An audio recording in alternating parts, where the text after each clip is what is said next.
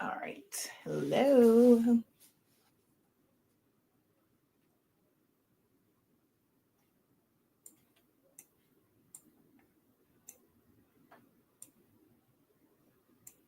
Incredible greetings. Incredible greetings. Incredible greetings.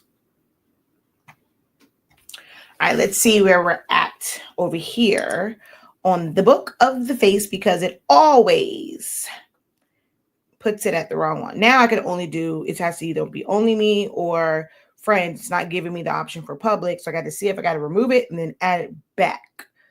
Like it's just a whole little thing now that I have to go through with, and it's only me. So we're going to remove this.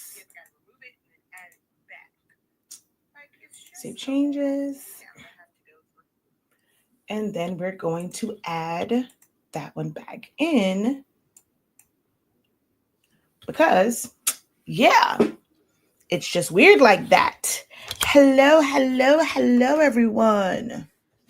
We are going to continue our teaching on Canva, Silhouette Studio, and Photoshop just as soon as I figure out where my darn lip gloss went.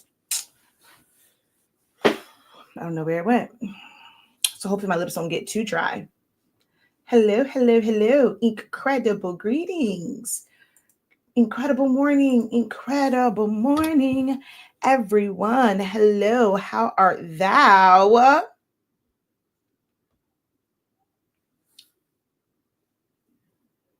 I'm gonna see if this 11 o'clock time frame works for me to where I can do this because even once the kids go to school, I could do 11 a.m. I know you guys are at work. Most of you guys are at work. I can't really listen in and all those things, but I got to try and figure out a time that works for me where you guys know to at least try and tune in or look for the live video.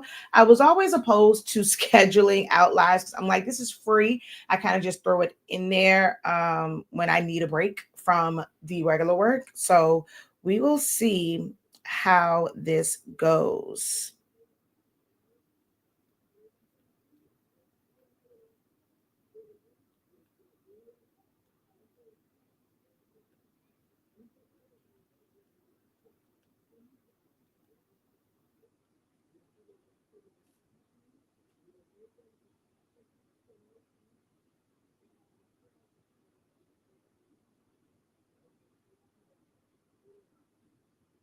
All right. Ooh, it's 11 o'clock on the dot. I'm on my live stream teaching my peeps. Mm-hmm. Let's learn, elevate, unlock creativity. Y'all know I like to break out this song. But I might have to turn that. Aquisha was doing some things on Sono. I might have to throw that into a, yeah, I like that. No matter what time I go live, that means I always have to go, like, that means I have to be dedicated and committed to going live on the hour. I have to. So that it makes sense. It's 11 o'clock on the dot. I'm on my stream, yeah, teaching my peeps. Oh, I don't want to say StreamYard because then I'm like, no, I can't say StreamYard because I may not always use StreamYard. So, but that's the first time. Live stream, it's 11 o'clock on the dot. I'm on my live stream teaching my peeps. Let's learn, elevate, unlock creativity. Y'all know I don't have no sense. Oh my gosh. All right, let me get this all shared out because Chabu. Oh my goodness. I am silly. Oh, I'm for real. I may have to like go live like right on like or maybe go a little bit before, like 5 minutes before, and then like when the whatever the hour is, I can do it. If I am on here until 12 o'clock. Yo, I am so going to run that back at 12 o'clock. I am so going to run that back at 12 o'clock. I promise you I am. OM to the G. Okay. I like that. No matter what time I go live, that means I always have to go. I can't say StreamYard because I may not always be StreamYard. So, rest the first time. Live stream, it's 11 o'clock. Go to top. I'm on my live stream. Teaching my piece. All right. So,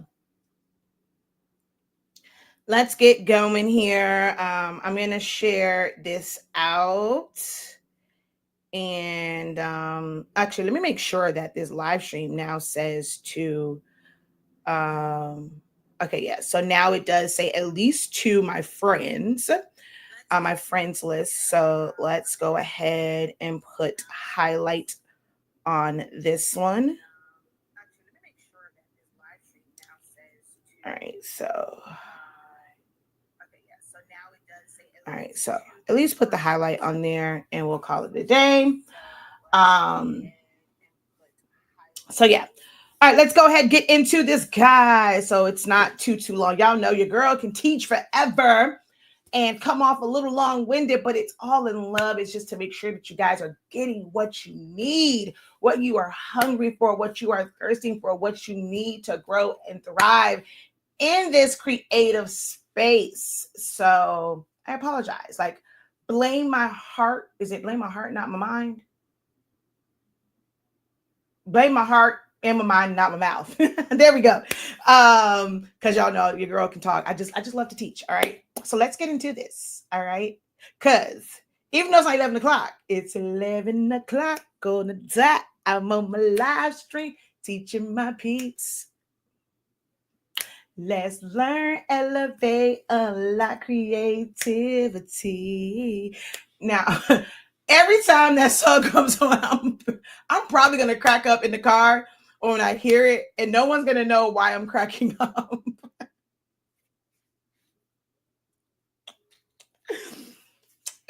Anywho, how y'all doing? How you doing? I miss her. Oh my gosh. Like, people say what they want about Wendy Williams, but I miss my child knew like that was my show. Okay, when he was home with me, like before he started going to pre-K, it's like mommy's gonna like run to the living room to catch Wendy. I miss her. OMG. But how you doing? Wish I had me like, oh, I should in homage to Wendy, I should put me some notes in my headband and pull out my notes. Whatever I'm going to teach on or discuss for the day, just to kind of stay on point. Like, oh my God, it's her. It's her. She was awesome. She was awesome. She was awesome. Okay. But I am not Wendy. Okay. Not Wendy. I am Shakeya, the professor to be exact, the creative professor, or as some of my students in my creative business program will like to say, I am the dean, okay, of all things crafty, creative, and growing a thriving creative or custom made side hustle, or to build a sustainable business around this. Or if you're just someone who's like, look, you're going to teach it all. So even if I'm going to do this on a personal level, I need the proper instruction. I'm your girl. All right. I have been at this and got in like officially introduced to the world of design almost 3 decades ago. It's been almost 30 years. Okay. I know the face don't give it, but the gray hairs do. Okay, your girl got a little age on her. Okay, but I've been at this since I was in high school. So I got a little jump on some folk who might just be getting into it. So don't let my 30 year, don't compare my 30 year to your first year or your third year, because I actually was able to kind of get into this where there wasn't this pressure to turn it into anything other than a grade, an A at that. Okay. But I've been at this for nearly 3 decades, 26, 27 years. I've been at this in the creative space and just like when it comes to designing, which is why, although I teach and show like so many different things that you can make and create, I always navigate back to like my core is in the designing. No matter what design program you choose, in what we do creatively, you have to have some working knowledge of design. Like it is the foundation. So my content tends to go to that. I know you guys probably would like to see more of the actual finished the finished product and to see the full on process of doing things. But before you even get there, you got to know how to set it up. Even if you're not going to full on design, you got to know these programs to like to know like how to open them up, how to read like those programs, how to understand your sizing and to resize things and make it do what it is you need it to do. Even if you purchase a template, if you need it to be a specific size, how do you do that? How do you set it up to print?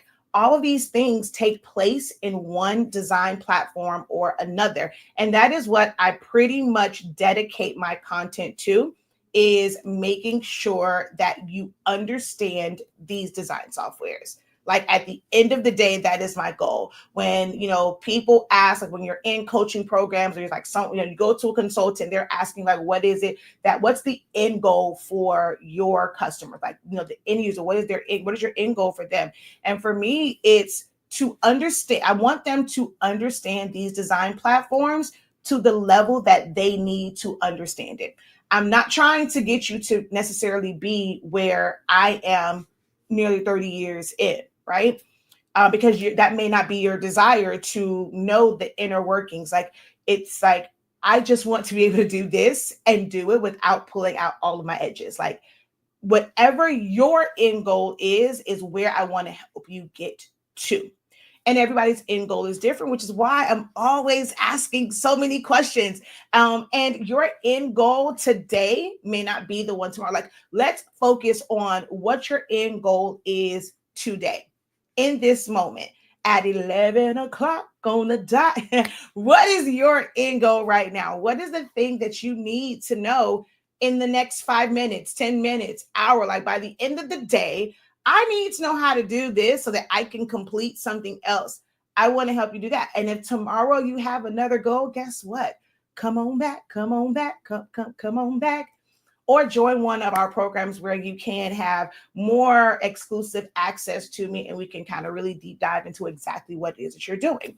But that is my ultimate goal. Like, if somebody was to ask me again, like, okay, in my business, what is the purpose of my business? Like, what is the goal? And it's really just to help you be as creative as possible and be able to work these design platforms to the capacity that you need them to work at, and like what you need in that moment. Like, that is my ultimate goal. All right.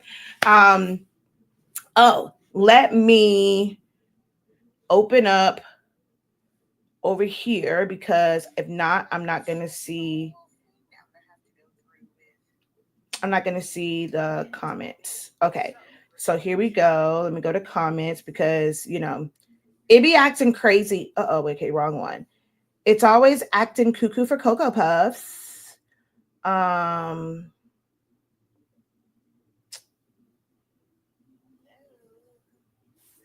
Okay, it's showing me the wrong one. Let me do one. I'm sorry, y'all, but I got to be able to. Okay, there we go. So, hey, Crafty Diva, I'm doing incredible. How are you? Okay, so I got to make sure that I pull the comments up over here because they don't show up on my StreamYard feed. And let me turn the volume off on this. There we go, so that you guys don't get that reverb. Okay, that echo on that. All right. So officially, again, like I said, I am Shakeya Lavelle, also known as Shakeya the Professor. Our company is HSC 365. We sell amazing sublimation paper and ink, and that's how some people know us. And I mean, our product is the best, right? It is thebomb.com. But if I'm being honest, it is secondary to teaching. To know me is to know that I love the teaching aspect of it all. I love everything about just helping you like learn something that you did not know 5 minutes ago. Okay.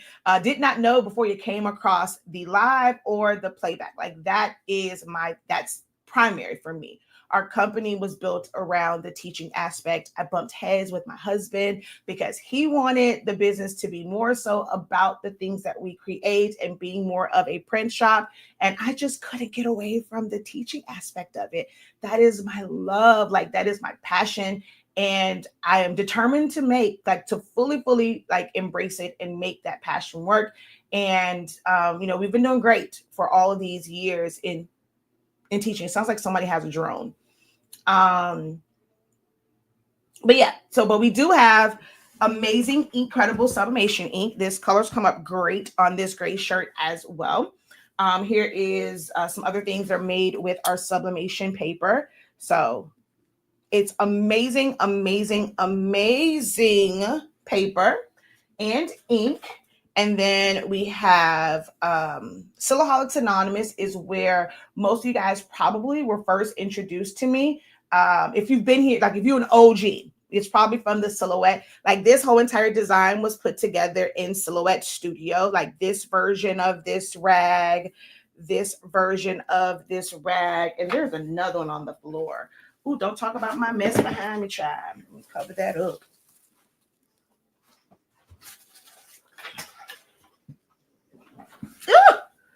Jeepers creepers. Hold on now.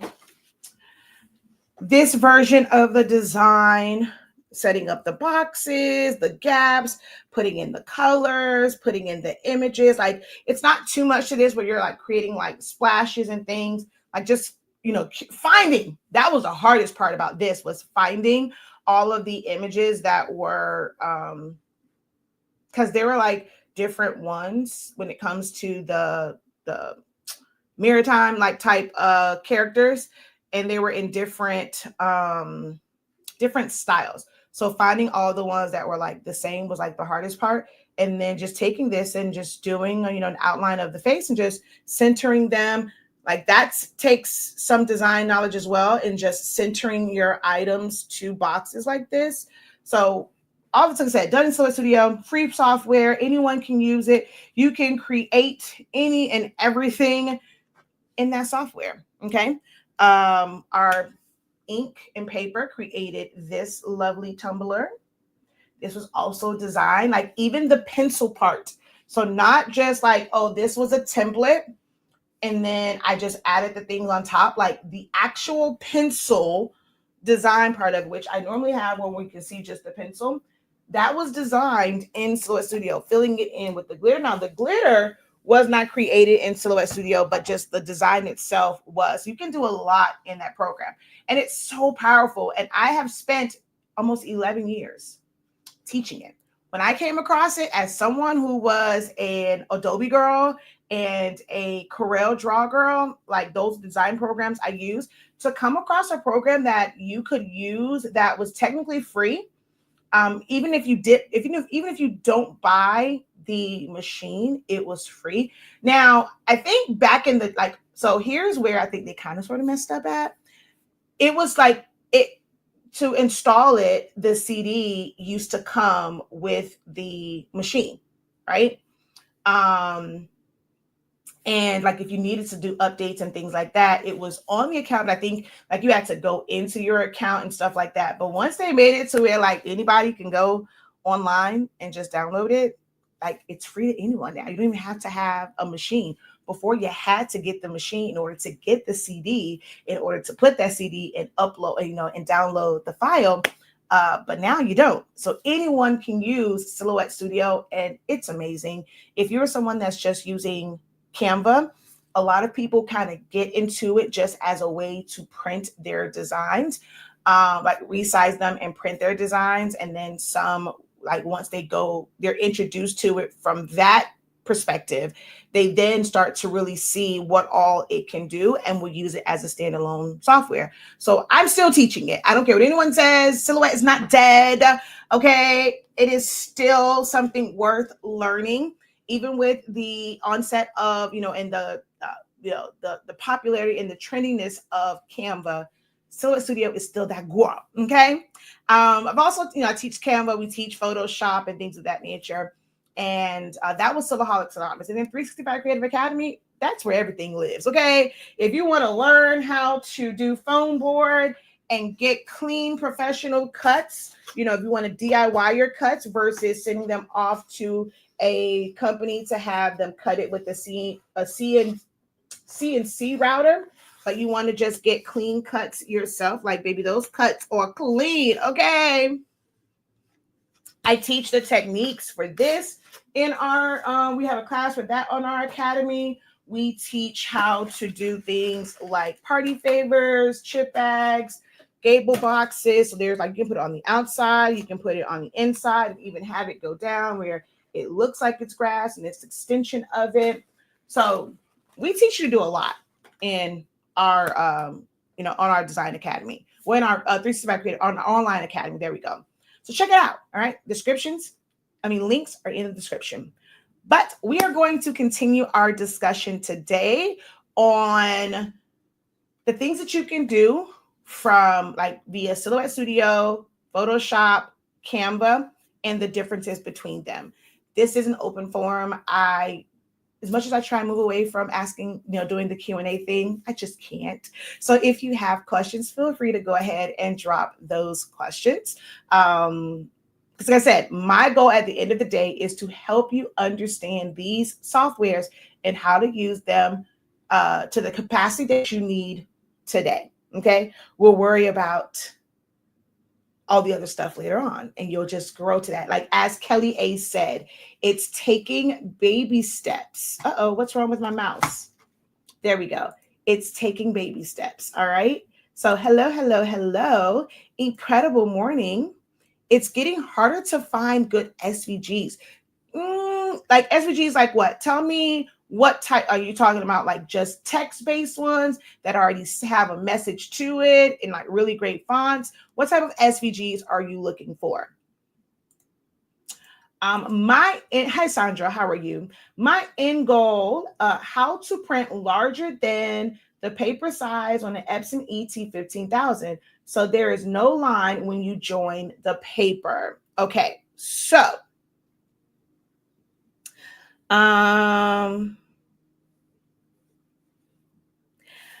I got your email notification, jumped on. Oh, yeah. So, yeah, it was up for like a second. I have to put those back on. We actually did really great at our closeout. And as we're, emptying out boxes and things like that, there were some boxes on the bottom of stacks, and we found a few rolls. So I have to put them on there, like on the site. But it's going to go to those on our email list first. I just haven't had the opportunity to do that just yet, because I've been working really hard on making some adjustments to some classes. So yeah, I am going to break that down for you, Sandra. Okay, just give me a moment. Let's see. The job went well. I need 250. I need 250 screen prints myself. So I have that under my belt. Another 250 box just arrived. For an Epson, 1,400 for detail printing for the rest. Huh? Okay, wait. So you did 250 of the screen prints. And so now you see another box. Is that another box of shirts or another box of prints, like transfers? And then you're going to do, so for that 250, you're going to do DTF for that 250 instead of doing like the regular. But that's going to be a totally different look, isn't it? The screen print versus like half of them is going to be screen print. If that's what you're saying, half of it is going to be screen print, the other half is going to be DTF. Won't that give it a totally different look?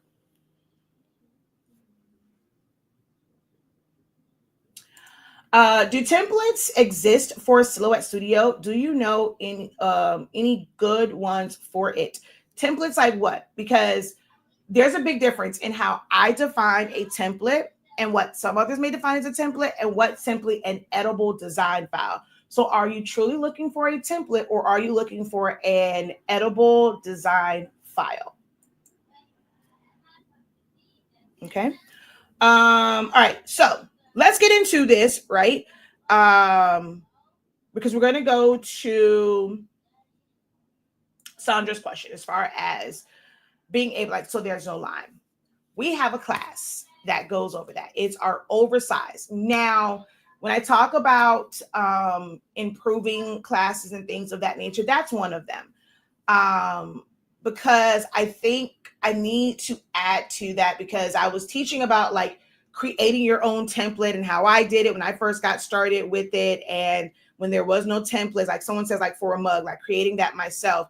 I used to take the shirts, I took a picture of it, I brought it into Silhouette, I did like a trace of it, I outlined like so I know where the collar is. And in hindsight, like nowadays, like that's too much. Most people prefer the box design. But I think for me and how I design, I want to know for sure. I still like would do that, but kind of like switch it up a little bit, because you do of course want to know like where the edges of your shirts are, so you don't make like your design too big and you just put it in this box and then it's not on the shirt. And then of course I would never want someone's head to be at the collar, where they like, well, I want my head to be at the collar and it gets cut off, right? So I then also foolish, like I look back at it and I think it was great for the people who were in the room because they kind of got to see some design techniques, but that wasn't really like the ultimate goal of it. So as I'm going back through classes, it's somewhere I'm just like,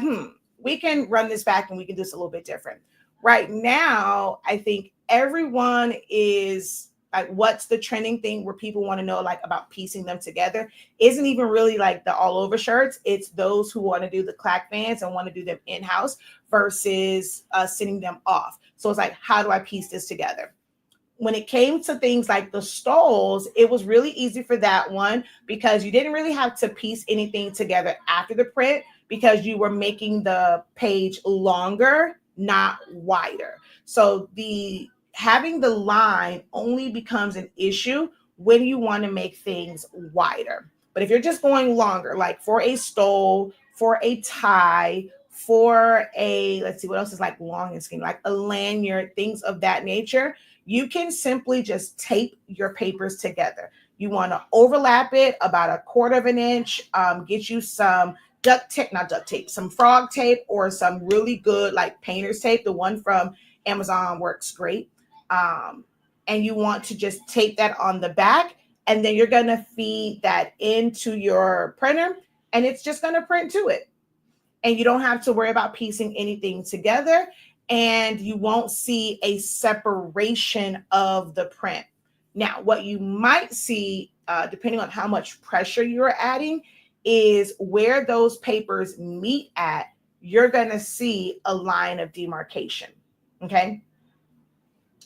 And you can try and repress that to kind of get that out, but you know, because it's two papers on top of each other. So it's like, it's thicker. It's not paper thin. So you may see like that, but it won't be like this separation of the design where you're having that like white gap.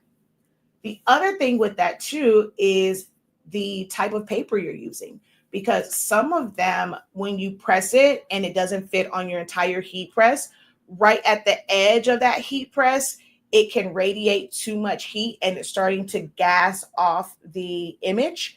And so by the time you go, even though you're overlapping, you've gassed off some of that image. So it's still leaving like a little gap or like white. So the paper that you choose is going to be very important as well in the results that you get, because not all paper is created equal, especially if you're using too much heat and too much pressure, you may be the issue. So that's that.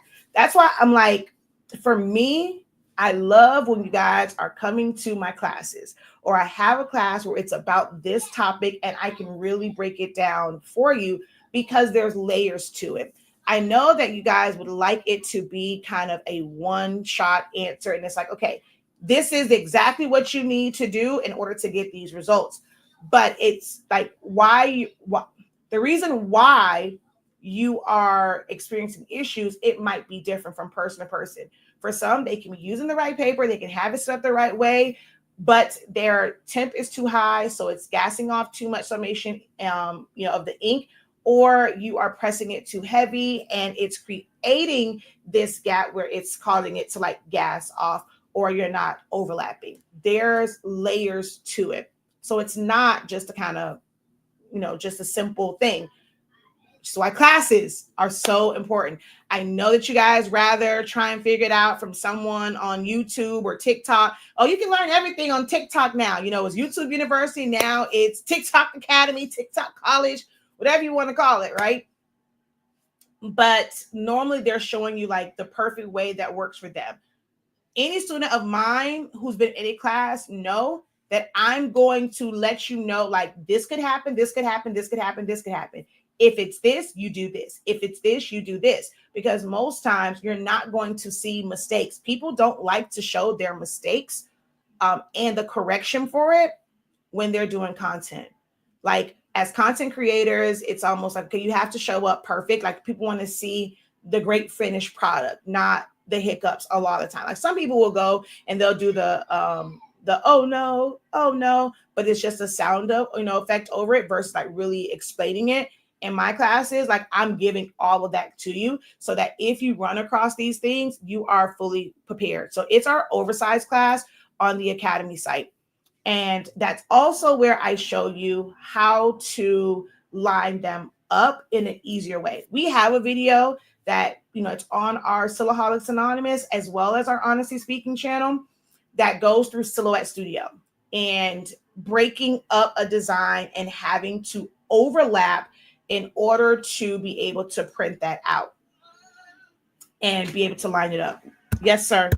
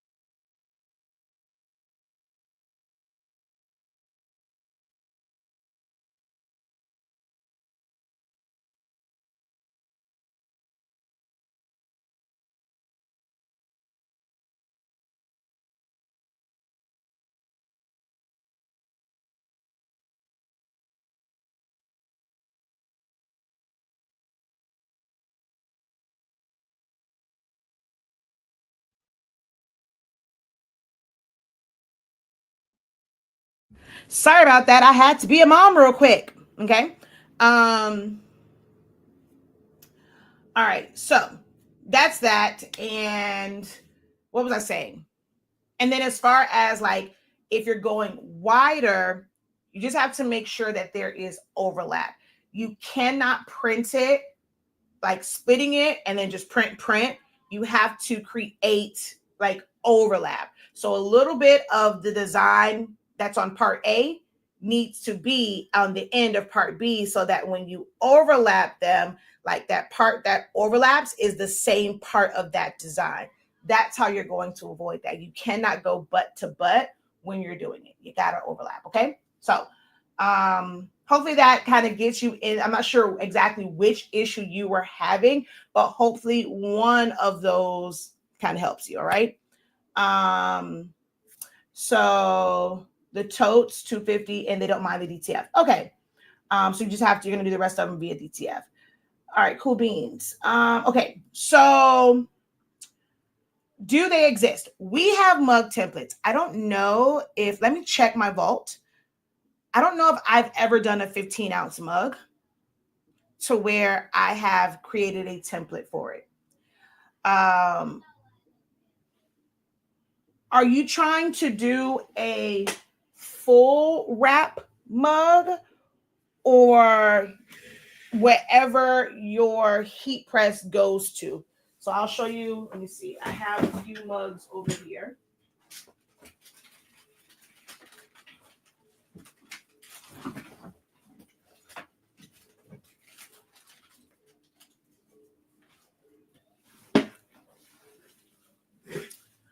This one broke. So there is a difference in, I don't think I have another one. I got to bring another. And when I was in an old spot, I had a display of a bunch of things. So this is a full wrap mug. Like you can see, it goes under the handle. And this takes some work. I mean, this did take me cutting it. Like for me, for this particular one, I put it on there and then I cut with an X-Acto knife, so that it's like right up on the handles. Some people will create, or some people have like a universal template and it will go over it, but you'll end up with a much bigger circle around it. I could have gone a little bit closer and let the sublimation paper kind of go onto the handle, because they didn't take, see, like that's actually the handle part. That's not the actual mug. They just didn't take the black all the way to the handle. And I probably could have, like, split it and then like let it just kind of fall around it.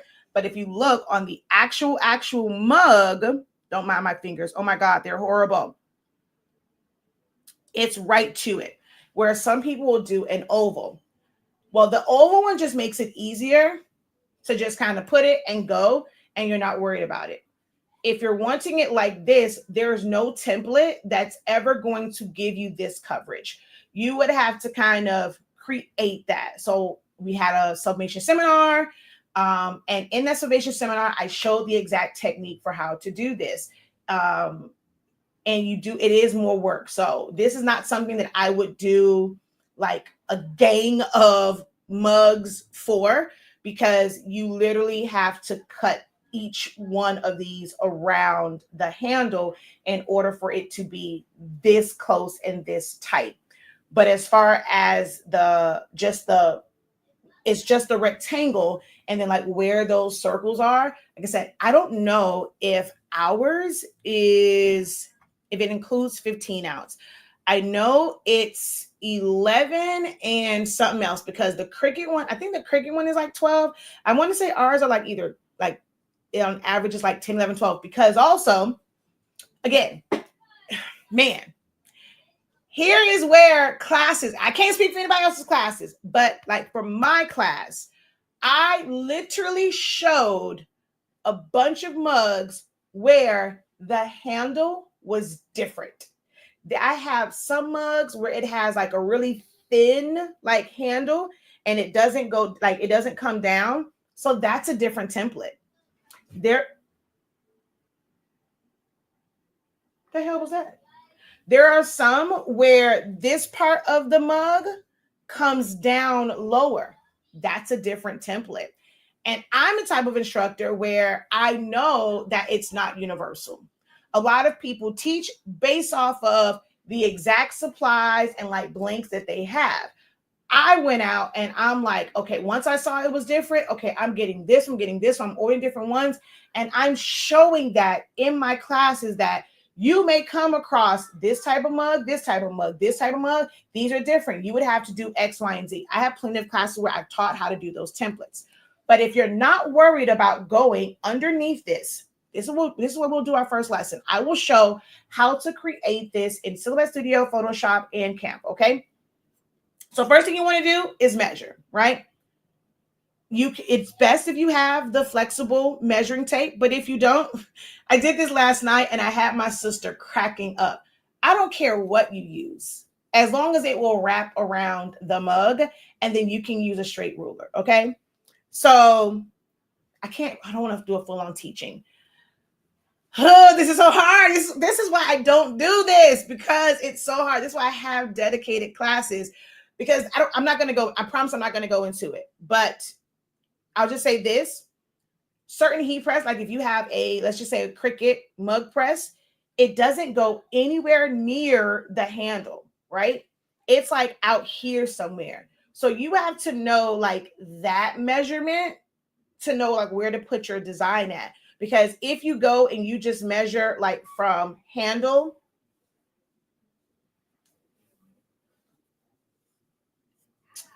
to handle, and you put your design and you start to design to the edge, you're going to lose half of that, like part of that, because your heat press, like if you're using a mug press, it doesn't heat in that area. The only way to do this is in an oven. There's no way to do this with a mug press. You have to be willing to use an oven in order to get this. So, your template, quote unquote, to not go all the way around, would be like from here until like here, right? So I have this marked. I'm going to take my ruler. I'm going to put where my finger is at the 0 mark, and I'm going to come to the end here. And so this is literally like 6.5, right? So that's 6.5 going around for this particular mug. And then from top to bottom, again, I'm just going to put this here. I'm going to go there. I'm going to use a ruler. I'm going to put my finger at 0 and then take the end. So that is 3 3/4, right? So I said 6 and then 3 3/4. You're just going to go and enter that, and then you're going to create your design. All right. So that's how you do that. You don't know some things, you just need to know the how. You don't necessarily need a template because it's just a box, right?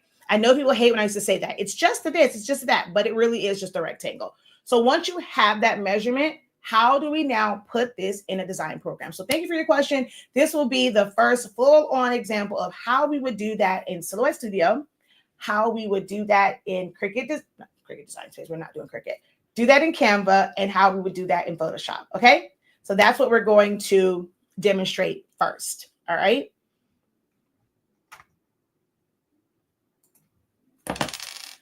Yes, the full wrap was done in an oven. It requires an oven.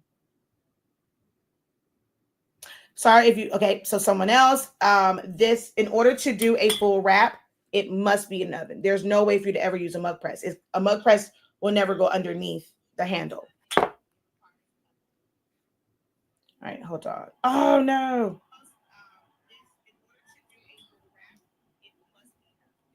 Okay, I had to turn off the audio. Okay, so let's get into this. Okay, we're gonna go over to El Silhouette El Studio. All right, let me switch to here. Wait a minute. Oh, it's not showing me.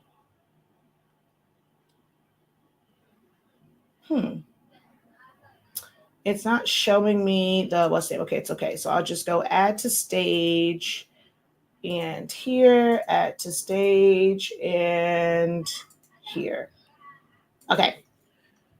So this part right here, it doesn't matter what you have here, because this, like what you'll make this is whatever size paper you're going to print this to. So if you were going to print out multiples of these and you're going to put it on 11 by 17 paper, that is what you would make your design page or your print page size. Okay. So normally when I am designing, I don't even care about this part. Okay. I will go ahead and just put none because I'm not going to use a machine to cut it out. I'm going to move over to the right, to the left, up, down, whatever. When I'm designing, everything is everywhere. I don't come to this area until I am ready to either print something or I am ready to cut something. Okay.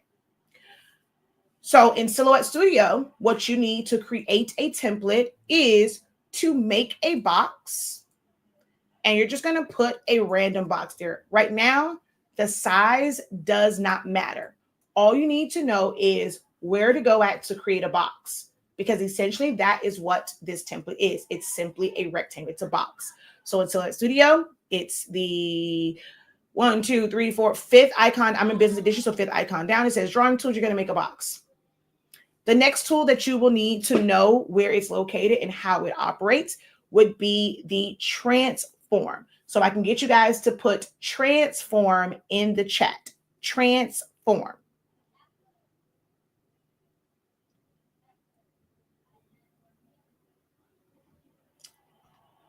And that is going to be this icon right here. Once you have that, you're going to go to the second one, which is scale. If I can get you guys to put scale in the chat. So the next one is going to be scale. You're going to go to transform and you're going to go to scale.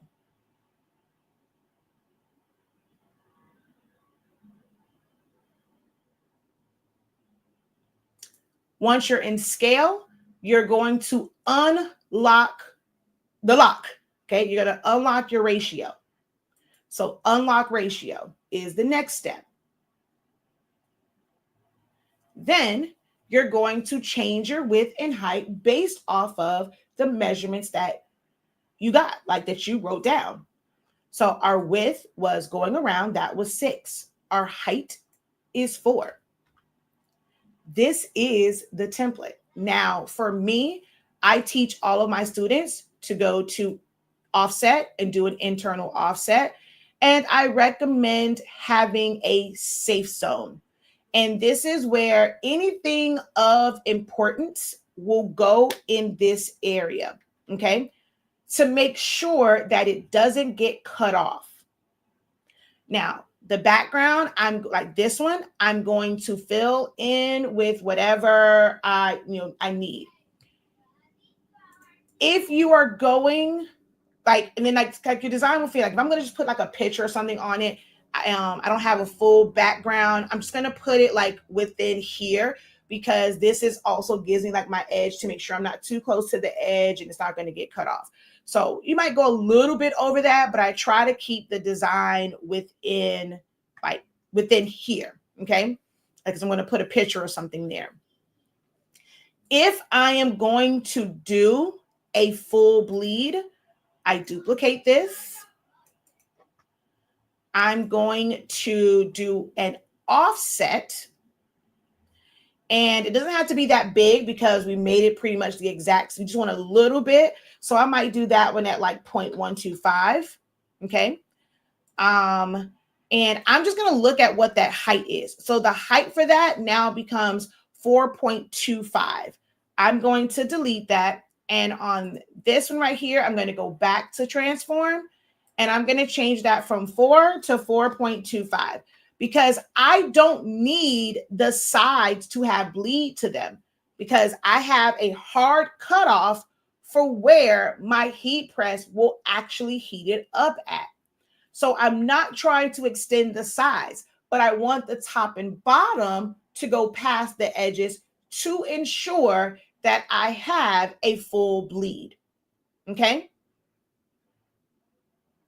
And then you just fill it in. So whether like in Silhouette Studio, you can crop something to this, or if you have a pattern or you want to fill it in with a color and then add your text or add your image, whatever it is, or you can go into patterns, you can add a pattern there. Now you just design, okay?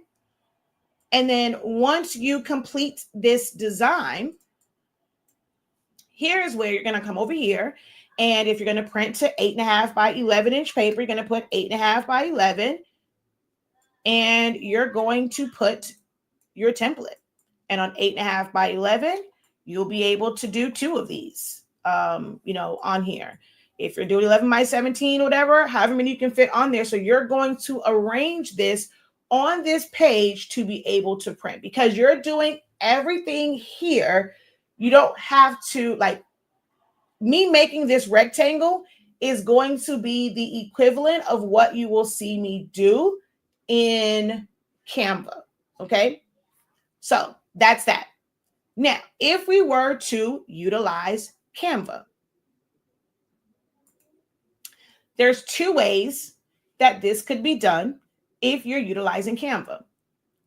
If you want to make sure that, you don't have to worry about frames and things, and it's going right to the edge, you would go to custom size. You're going to go to units of measurements. You're going to put in inches, and then you're going to put in that size. Now, this is where I will say, sometimes people need templates, or they need to not necessarily know templates. You just need to know the measurements to put something in. You don't always need a template. Sometimes you just need the measurements. In Silhouette Studio, I was able to do an offset, and it told me exactly what that new dimension was for the height. Well, in Canva, you can't really do that to where you're going to put an offset and it's going to give you like the new height, right? So you kind of have to art, like someone has to have a list of these dimensions on it where you can plug it in. So if I was just doing a regular one, maybe no bleed, I would type in the width of 6, the height of 4. If I knew I wanted to have a bleed, I'm going to type in 4.25. And then we're going to create a new design. It's going to give me that size. So if I were to come in here and I'm just going to put this background and I'll set that as a background. And then we're just going to add some text, and I don't care which one they give me. We're going to do teamwork, and we're going to put this here. If I now go and save this, so we're going to go to share. You're going to go to download. You're going to save this, whether you want to do a PNG or a JPEG. I typically tend to do JPEG, but I think that it was said that for Canva, PNG gives you a better quality. You just don't choose transparent background because you don't need it to be transparent background, but that's up to you. JPEG and PNG, they're going to give you the same thing. Now, when I go into JPEG, I choose JPEG because unlike PNG, PNG doesn't have a quality slider. It just has a size slider. JPEG has a quality slider. So I'll just take this quality all the way up and I'm going to download it. Right? Now you can go back into Canva and you would make this, if you're going to print to 8.5 by 11, you're going to make open up an 8.5 by 11 page. And then you're going to drag and drop or go to upload, however you decide to do it, you're going to bring in your file. Once you bring in that file, you need to go to position and make sure that it is at the right dimensions. So this right now is not. It's saying 5.25 and 3.72. I'm going to make sure that this is locked. I'm going to change this to 6 because I know that's what it should be. And it jumped to 4.25. So now it's the right size. I'm going to go ahead. I can duplicate and I can print this out. Or you could utilize Silhouette Studio and you would either go file open, file merge, whatever you want to do, or you can drag and drop. So if you go file open or file merge, you would go and look for that file. That type of information is in our Silhouette training class. It's like day 2, how to do all those different things. Don't sleep on that class. It's amazing. And then, so if not, I would come over here and I'm just going to drag and drop. So I'll just drag this down, drop it in, and in here. So we see how when we brought that back into Canva, it did not give it to me at the correct size. It was like 5.2 something for the width. But I brought that same exact file, the same exact process, drag and drop into Silhouette Studio, and it's giving it to me in the correct size, 6 by 4.25, and then I would be able to position this and print it. You would not be able to print this file directly from that JPEG, like if you're just using your phone, you would not be able to do that download, go to that JPEG image, and then print it from your phone and send it to your printer. Why? Because it's not set up as if it's like an 8.5 by 11. It's like a 4 by 6. So it's going to print it out where it's too big. It's not going to make that image like just magically fit like whatever size paper. Now, if you are using the ones where it's like a picture and it's going to say, okay, put 2 to a page, or whatever, like if you have some app that does that, maybe.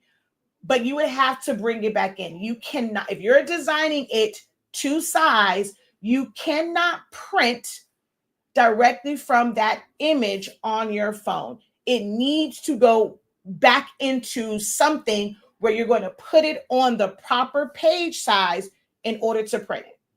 Are you guys understanding? Like, this is one of the biggest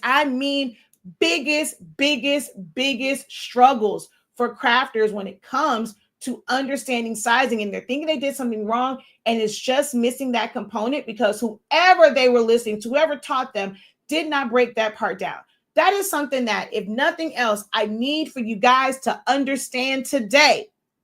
If you are designing in Canva to scale, to the size, you need to bring it into another design software to print it, or you have to bring it back into Canva on the size paper, like your design page would then be set to the size paper you're going to print to, and you have to check the sizing of it, which is done under position.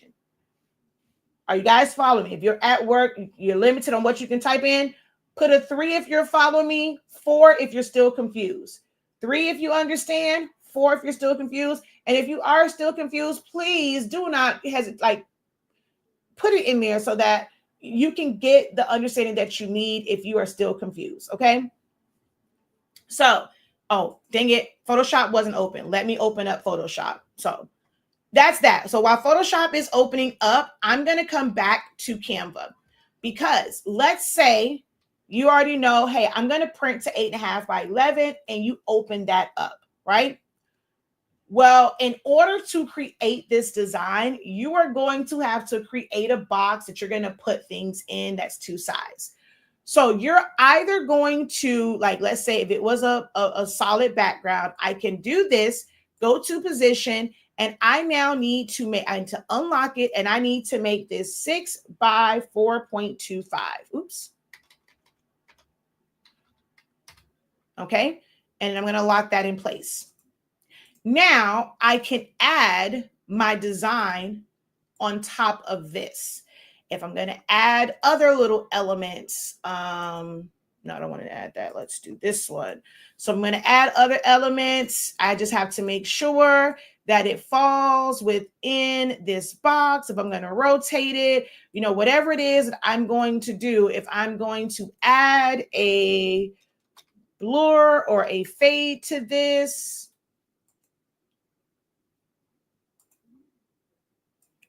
whatever it is I'm going to do,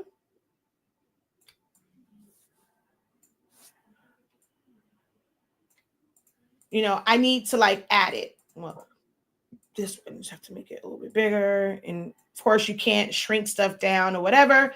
So you would add whatever you need to, and then you would be able to select it all, group it, and then print it out. Okay.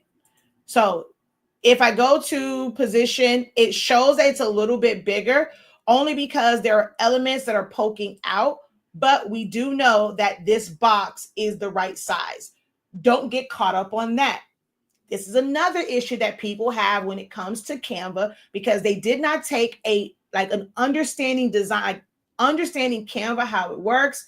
They're skipping over my class, which is only 3065, and it will give you the most important information of all, because you'll go into designing. Then when you go to design, you're like, oh, wait, my sizing is off. My sizing is wrong. The average person, because they know, okay, she said it's supposed to be 6 by 4.25.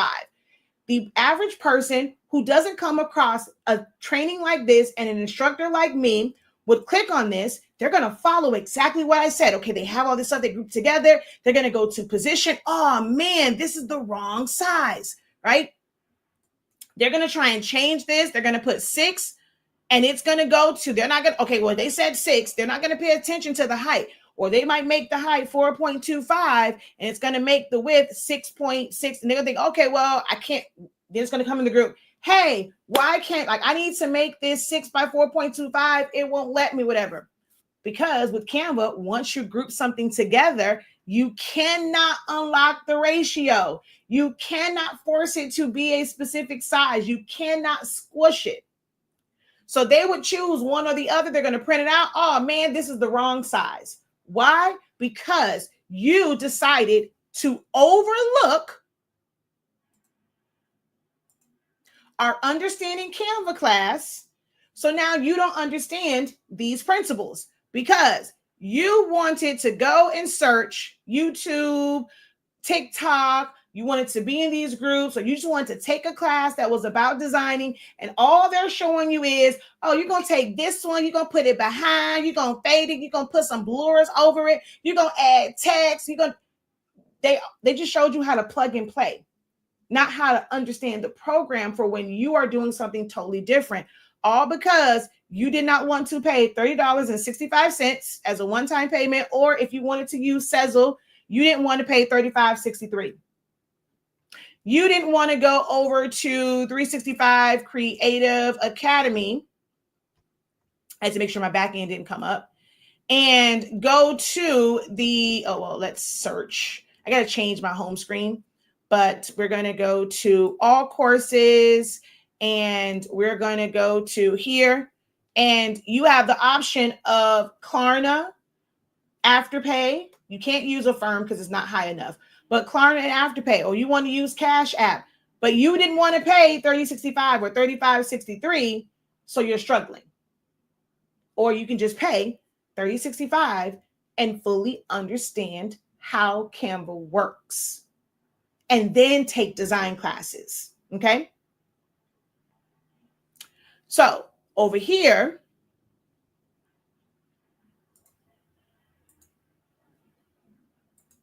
they would think that it's wrong and it's going to come out, incorrect.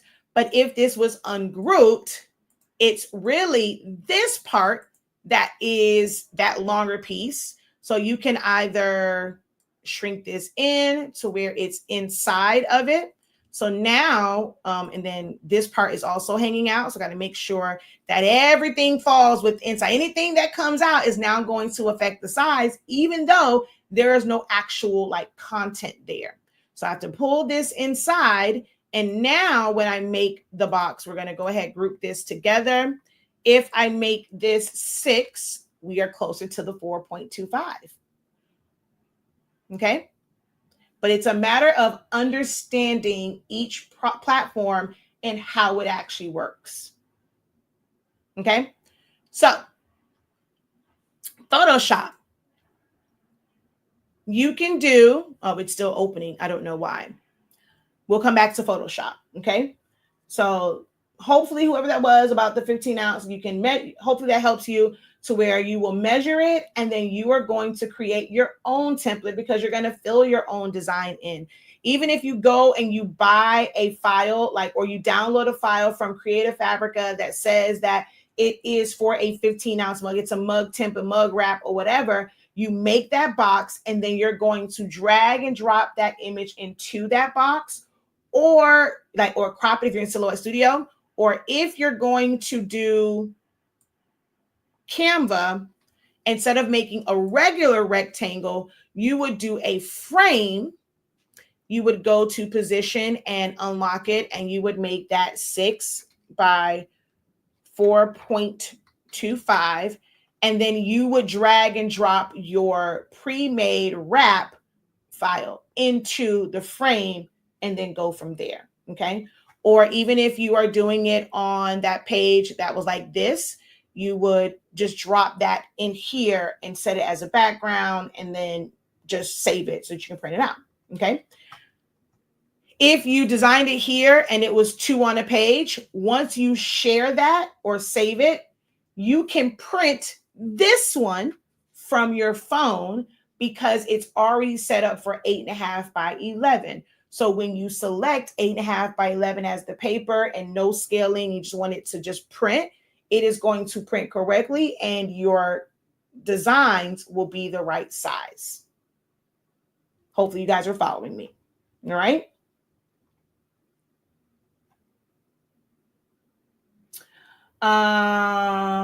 So let's see here. The next one was, let's see.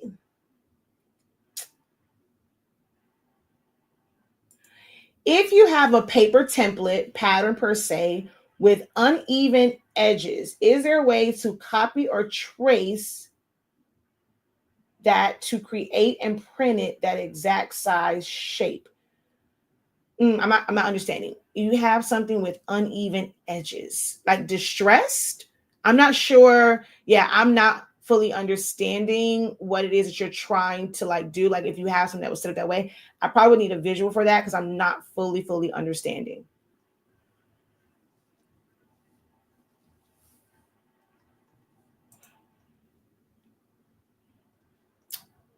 I'll do that at the end because right now I'm talking about the programs, like the design programs. I will answer that at the end. Okay. All right. I'm hoping Photoshop is open. All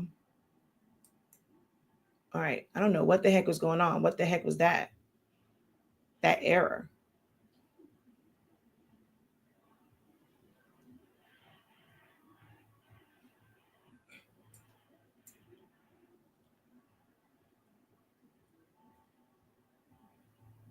Oh, I missed it, y'all.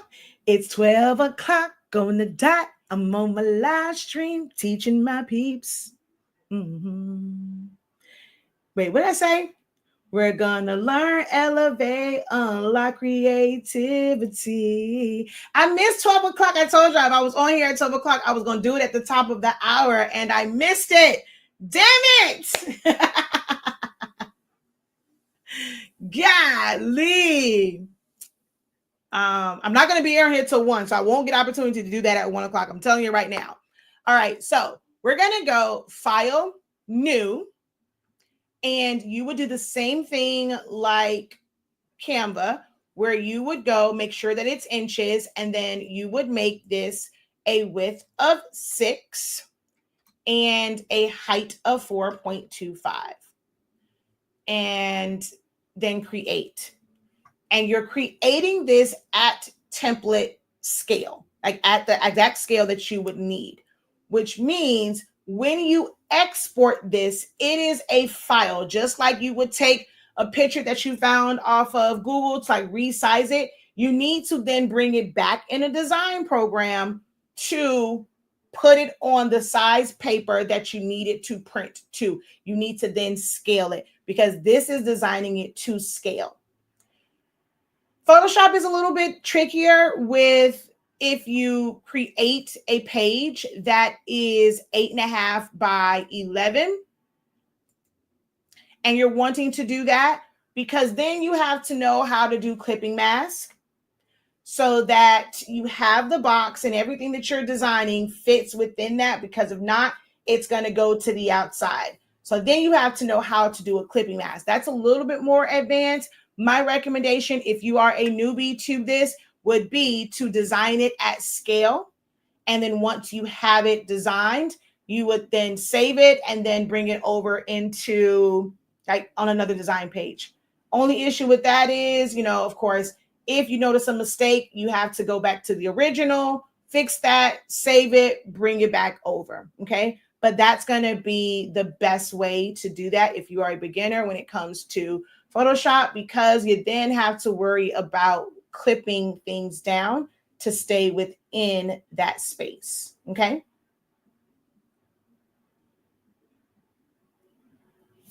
I have a pattern with odd shape. I'm still not understanding what you're trying to do, because you're saying a pattern like this. So this is a pattern. So if you had this pattern, what is it that you would be trying to do with a pattern like this? I'm not understanding.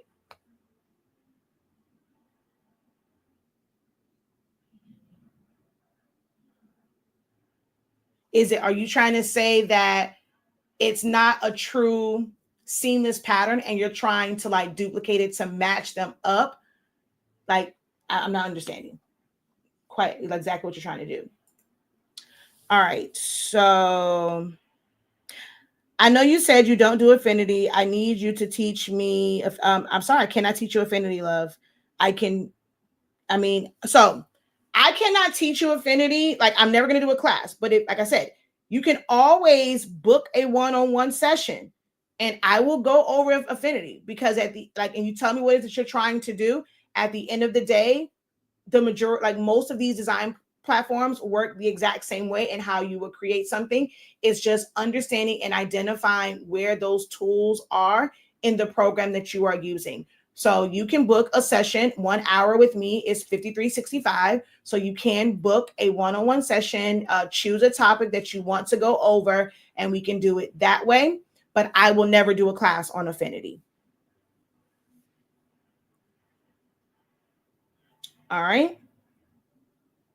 Well, we've actually spent, I mean, thanks to, who was that? I think it was Missy. Thank you so much for your question about the mugs, and doing a template. I think that, I mean, we can wrap that up. I don't have to do team too much. That's the one thing I have to learn, is to kind of scale back. I mean, just in that and seeing how to create a template from scratch for something like a mug that is basically just a regular rectangle. Now, there's other things going to take a little bit more. That's a real simplistic one. And we showed how you can do that in Silhouette Studio, how you can do that in Canva, and then as well as like how you would set that up when it comes to Photoshop. So I think we're good there. And that just being a really good example. If there are any questions, I will fill them, maybe give like another like 10 minutes or so if you have any questions as it relates to design. I'm going to give you guys an opportunity to ask your questions as it relates to design, those 3 design programs, before I address your question, Sandra, because I will literally end off with that. So that's like not in the middle.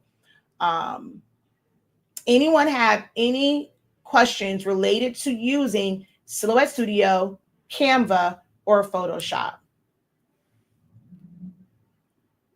Okay, I have an image with an odd shape. How do I get it to my computer to print? Okay, where is it now? Like,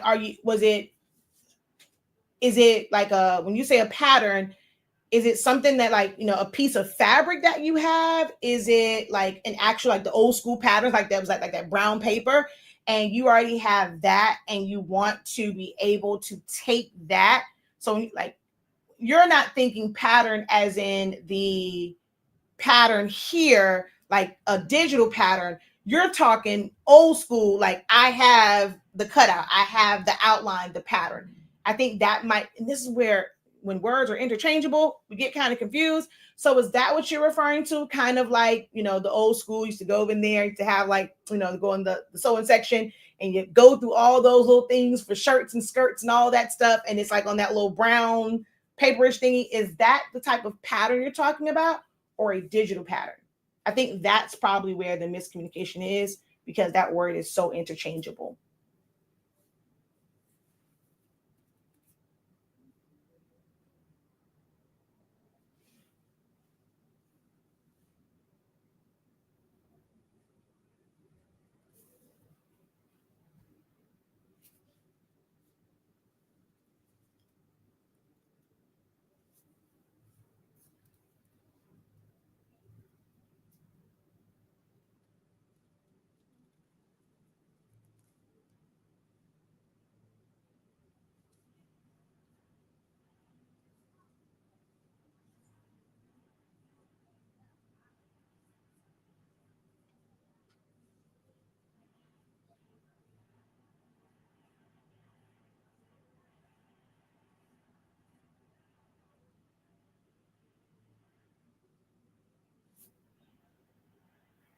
Okay. No, I have, say, a cup that's an odd shape. I want to sub it fully. So I use paper to create a template. Then how do I create the design with the same size and shape, then print it? Okay. Now that was the way you should have wrote it. All right. So if you've already taken it and you've taken a piece of paper and you've wrapped it around it and you've marked things off and you've cut it down, that's still a pattern. So it's still the same thing. So at the end of the day, that's what I'm saying. You have something where on paper, it's cut out to the shape that you need. You're going to need to scan that in order to bring it in. If it's bigger than your scanner, it's certain ways you have to do that. I did like a class, like my party favorite class. I showed in there as far as like how to scan and then bring that in. It's using Silhouette Studio. Like you can start in Silhouette Studio and then set it up to use it in other places. But I showed it like more so like we did everything from Silhouette Studio because that's like my first program of like where I'm going to teach from. So you would need to scan that and then bring that into Silhouette Studio, and then you would need to trace it. That's going to be the best way to do it. If it's larger than your scan bed, there's a certain way that you have to do it. I've never done just a class, like people have asked, but you kind of made it just click for me. I've never done a class on just templates, but now I might need to do that, like to just really understand. I think also in my grad program, like that master class, I showed how to do it with stoles. So you can take that class to like get to that part, but you're also going to learn about all the other grad stuff. But I did show the technique, like if you have to do multiple scans, I did show that process in the grad master program when it came to the stole. So that may help you, or be on the lookout. I will put together a series of classes that's about making templates and how to properly do that. Okay. But yeah, if it's a pattern that you already have, the shape to, it's cut out from paper, scanning it is going to be the best way to do that.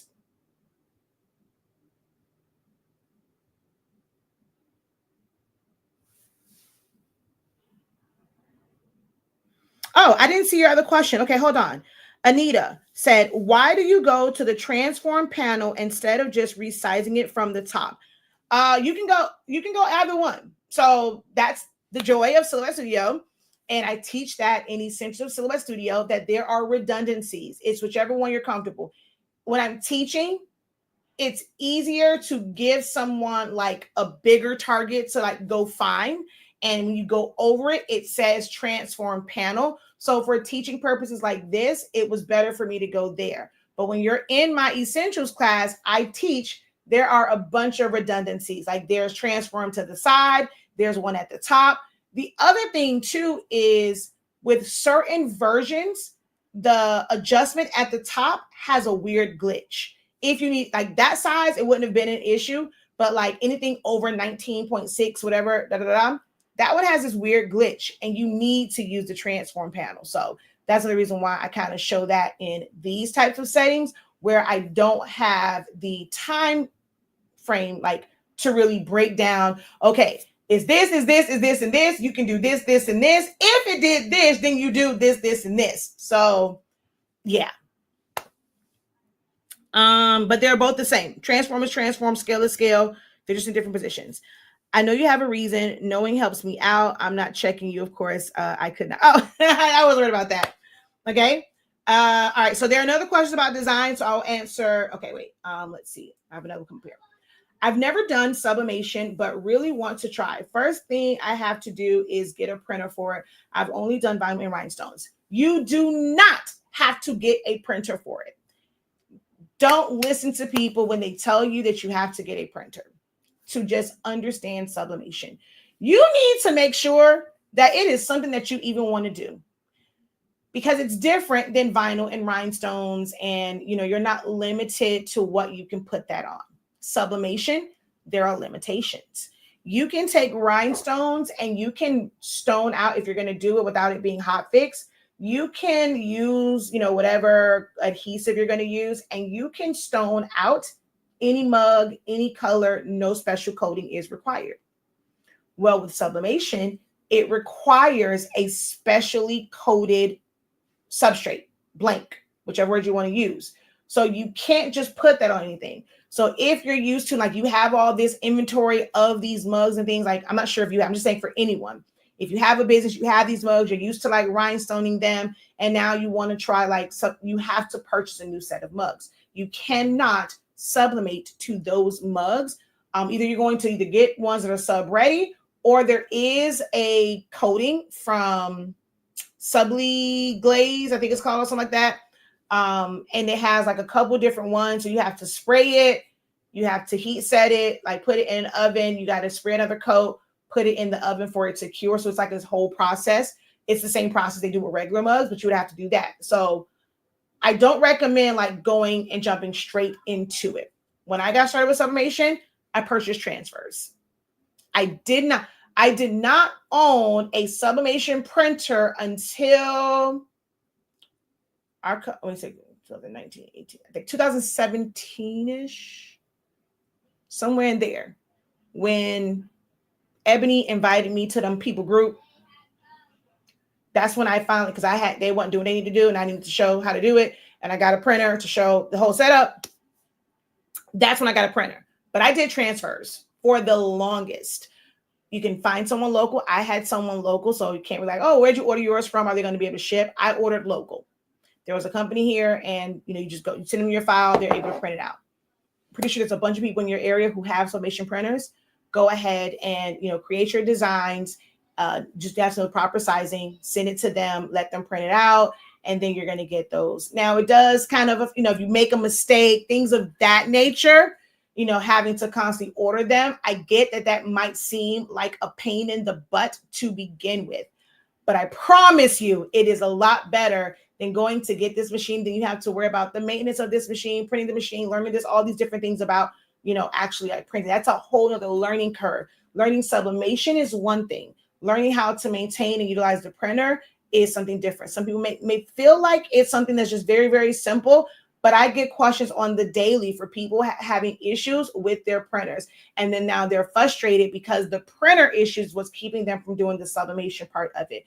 I would say learn and master the sublimation part. Well, not say master, but just at least learn it and make sure that you actually like doing it and the limitations of it doesn't, turn you off.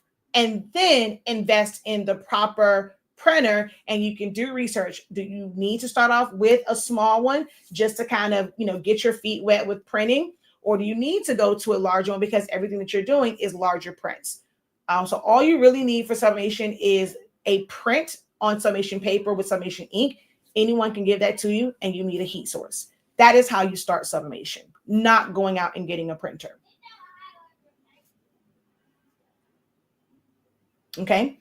So if it's just for, so even for shirts, right?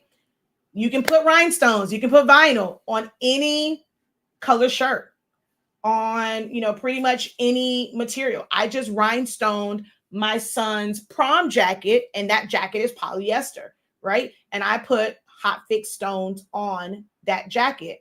It was a blue jacket. You can put it on anything. When it comes to sublimation, you cannot do that. It needs to be a synthetic fiber. Technically, what we call that is polyester. And there's different grades of like polyester. Some that are more cotton-like, some that are like satin look, some that are more shiny, right? Like it's super shiny. So you have to have polyester. Ideally, it needs to be white when it comes to subbing. And so this is how, like this is a fully sublimated shirt with HTV. So this is not sublimated. This is true glitter HTV here and here and in the mouth, right? So this is like a layer design, but this shows up this way. The shirt that I have on today is and this is like these rags are white. This rag started off as white. That's why you see the white. There is no white sublimation ink. It's not opaque. Oh, sublimation ink is translucent. So it's you come out better putting it on white. When you're not using white, this is what happens, right? So you're not seeing the true colors because it's translucent. The color from my shirt is going to come through that, and it's going to affect it. It's not going to be as vibrant for certain colors. And then for certain fabric or color fabrics like red, almost everything comes out either it's non-existent or it's going to come out looking black. Same thing with certain greens, certain blues. So you are very limited. Not say it's not, I don't find it, to me, I have to say it that way based off of what people are used to doing. I don't find sublimation limiting because I'm like, I use it for what it's intended to be used for, and nothing else. No other process will ever give me this look. No other process will give me a print that's, you cannot tell where the shirt ends, the print ends and the shirt begins, and vice versa. It's dyed into the shirt. No other process is going to give me that. So it's a very unique process. But if you're like, I want to do cotton shirts, colored shirts, then sublimation is limiting for that. You have to then use an outside, like an additional like layer of something like glitter HTV and things of that nature. So that's kind of how that works. Order some prints.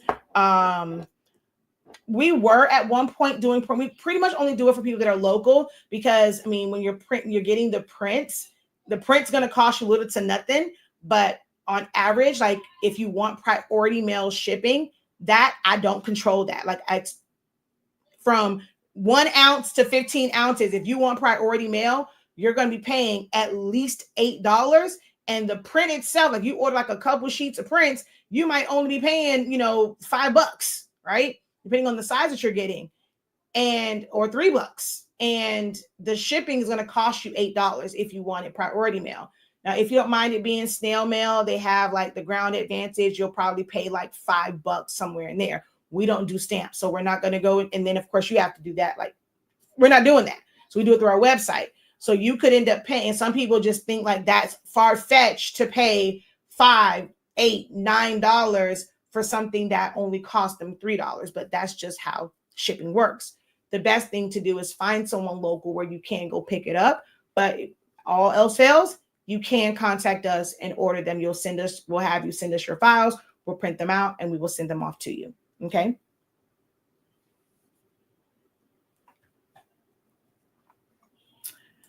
Thank you. We taught that in a class. Okay.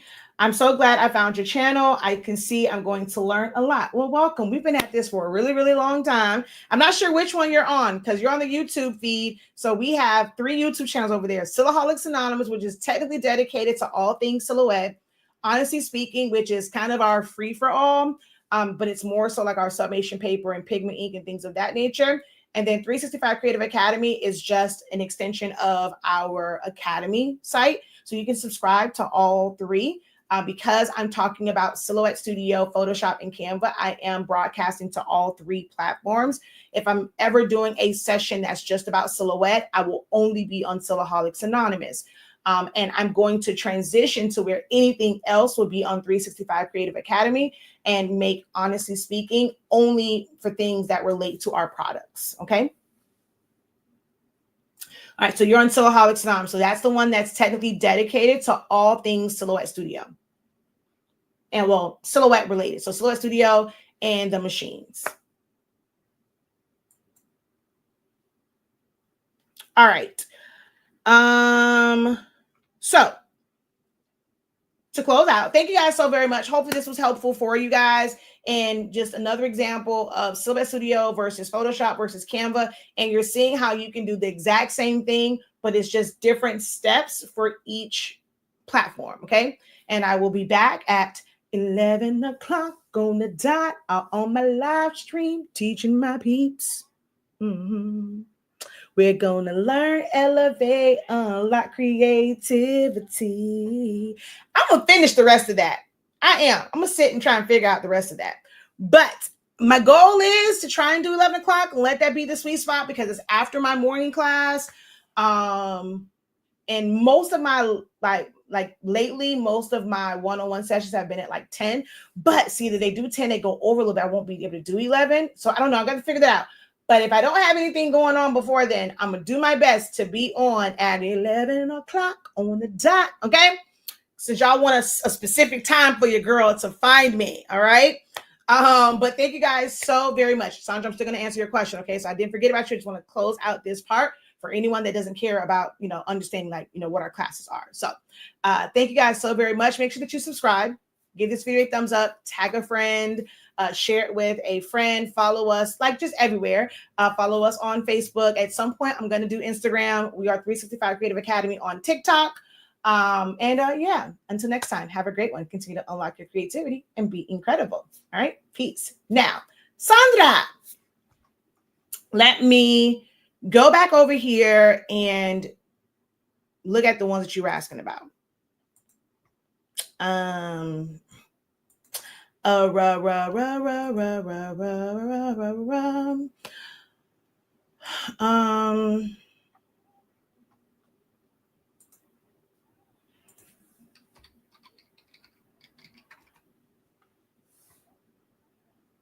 Okay, you must be on.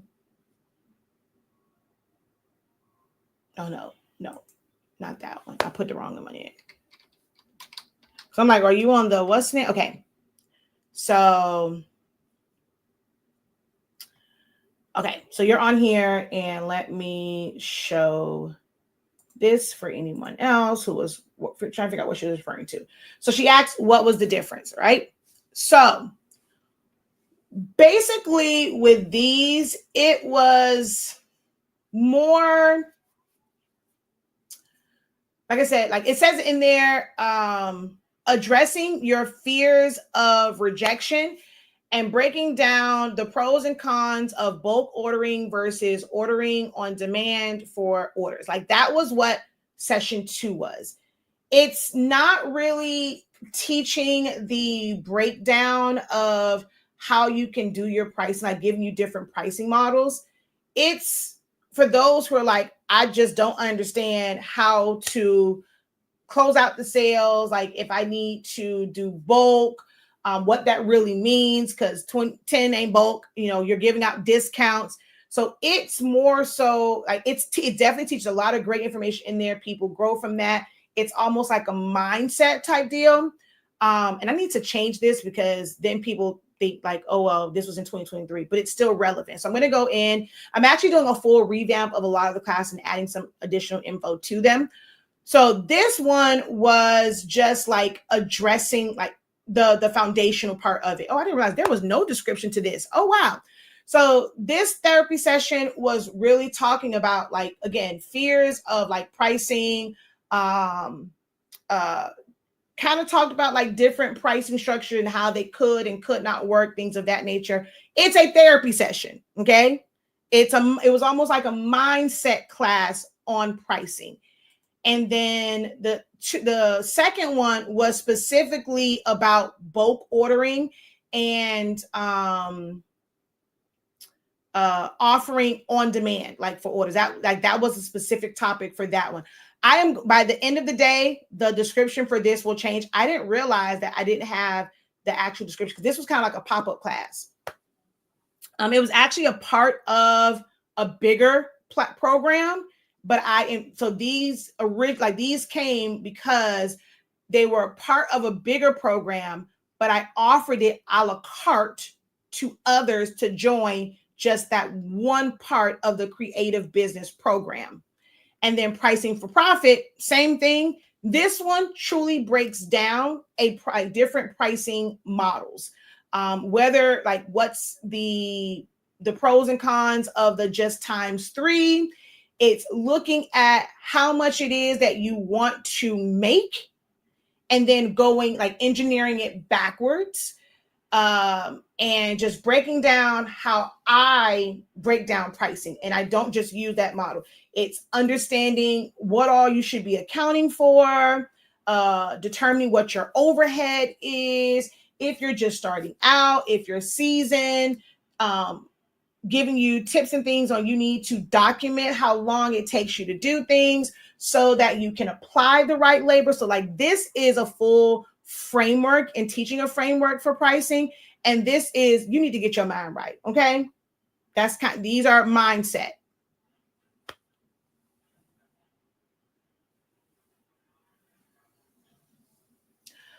In order to save as a PNG or a JPEG, you do have to have business edition.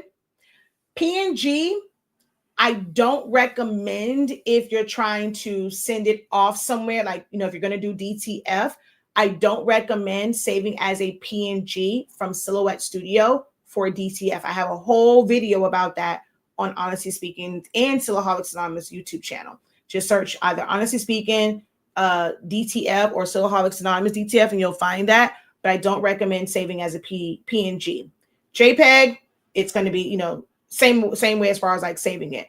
If you're going to do DTF, it's best to save it as a PDF and then take it into a different program to save it as a PNG, like Photoshop is my program of choice, or like Illustrator or Corel Draw, and open up that PDF and then just export it as a PNG with transparent background, because from Silhouette Studio, you're going to end up with a white haze around everything. So, but you have to have business. And when you go to save, you just go File, Save As. You're going to save it to your hard drive. And down here, Type, you have all these different types that you can save as. But you have to have Business Edition. Both are great. Like they were all, like you can see like the time frames on them. All 3 were a part of a bigger program. We have our creative business program where we kind of go through that as well. But they're all great. Like they're all great. So yeah. I will, like I said, I am revamping some. You can start the seminar. You can start there just to kind of understand the model, but what's taught in here definitely reinforces what's here. But this is not live anymore. You can see this is 2023, but you'll get the playback. So I'm actually going to put my notes. That's the one that I will work on today. I didn't realize there was no description. So by the end of the day, you'll see the full on descriptions of each one. And on the Academy side, I might make them a bundle. I just might make them a bundle on the Academy side. Okay. All right, y'all. I got to go because I got work to do. And I got to go tend to the little people because it's summertime. Once again, until next time, have a great one. Continue to unlock your creativity. Be incredible for the last time. Peace.